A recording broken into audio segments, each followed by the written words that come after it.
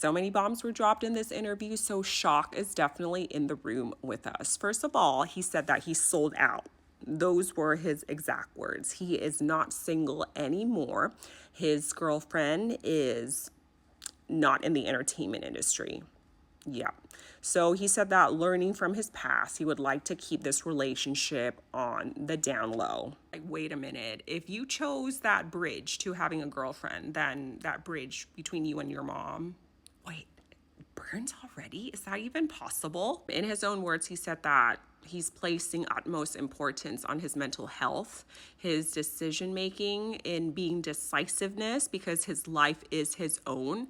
And they are now living separately and making their own decisions. And he said that to get to this decision, to make this decision, to get to this point, he said that it was all his own will. Yeah, he said there was nobody coming in, no third party coming in to make that decision for him. In his 30-year-old self, he wants to choose a path that would make him most happy. And mental health is the most important, and it is time for him to be happy. And reporters were asking, is this a forever thing, cutting ties with his mom? And he answered with a shaky voice. He said that you could call it like that. And he said that in what has happened in the past, everybody was just in so much pain for so long. So he said, ไม่เอาอีกแล้วพอแล้วจริงๆ, which means I had enough.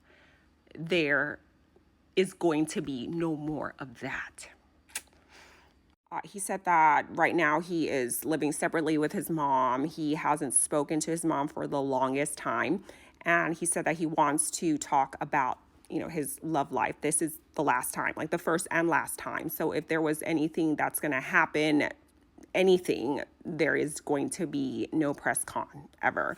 And he said that he has given interviews on the day that his heart broke into a million pieces before, but now he has gotten stronger and he has moved on and forgiven every process of the way, and he wants everybody to respect his decision making because it's all on his own. What's the saddest part about this is that it didn't have to be this way.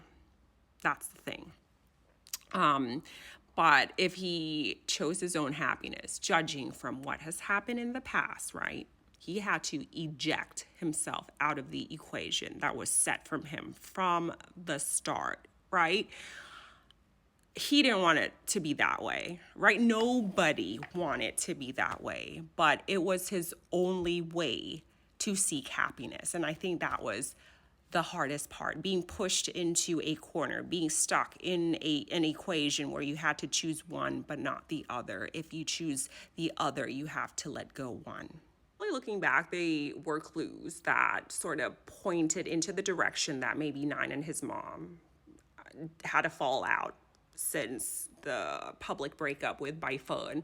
Baifern and Nine, they broke up, or they made an announcement in July 2024. So fast forward to January 2025, that's when we see Nine doing a housewarming party and inviting monks and having close family and relatives come over to celebrate his new house and whatnot. And people noticed that his mom wasn't even there. So that really stirred discussions like, oh, is Nine not talking with his mom? And some people even made the comparison, like, on your son's most important day, like, she didn't even show up.